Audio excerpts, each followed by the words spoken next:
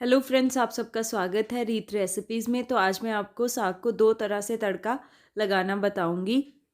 दोनों तरीक़ों से साग बहुत ही स्वादिष्ट बनेगा। तो इस वीडियो में मैं आपको साग बनाना नहीं बता रही हूँ।